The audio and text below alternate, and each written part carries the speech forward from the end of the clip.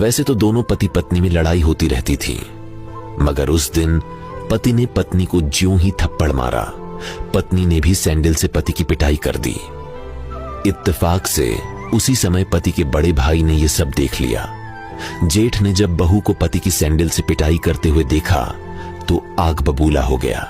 छोटे भाई को नामर्द कहने लगा और बहू को कुल्लटा और कुलछीनी।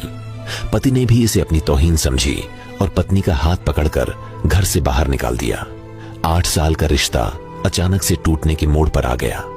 फिर रिश्तेदारों ने मामला पेचीदा ही नहीं संगीन बना दिया।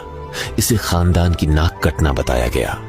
ऐसी औरत को खानदान से बाहर निकालने की मांगे उठने लगीं और मामला कोर्ट में जा पहुंचा। बुरी बातें चक्रवृद्धि ब्याज की तरह बढ़ती है, सो दोनों तरफ से आरोपों का तूफान चल पड़ा। वकीलों ने भी दांव पेच आजमाए, लड़की को चरित्रहीन बनाकर कोर्ट में पेश कर दिया। उधर लड़की वालों ने दहेज का मुकदमा ठोक दिया। इग्गो और सबक सिखाने के जुनून ने दोनों का तलाक करवा दिया। तलाक वाले दिन गिने चुने रिश्तेदार कोर्ट पहुंचे थे। वो भी फैसला होते ही बाहर दुकानों पर बैठकर चाय पीने लगे थे। थके हारे पति पत्नी तालाक के कागज थामे कोर्ट के बाहर खड़े थे। फिर पति बाहर रखी एक बेंच पर बैठ गया। वह हाँफ रहा था। पत्नी उसे हाँफते देखकर बोली, इनहेलर साथ नहीं लाए क्या? पति बोला, लाया तो था मगर थैले में मिल नहीं रहा। पत्नी ने पास जाकर थैला टटोला तो उसे इनहेलर मिल गया। फिर पति ने 3-4 बार इनहेलर का पंप दबाकर लंबा सांस खींचा, तब जाकर उसके फेफड़े काम करने लगे। जब पति शांत हुआ तो पत्नी से बोला, बैठ जाओ। पत्नी पास बैठते हुए बोली, बधाई हो, जो तुम चाहते थे वही हुआ। अब तुम्हारा एक चरित्रहीन स्त्री से हमेशा के लिए पीछा छूट गया।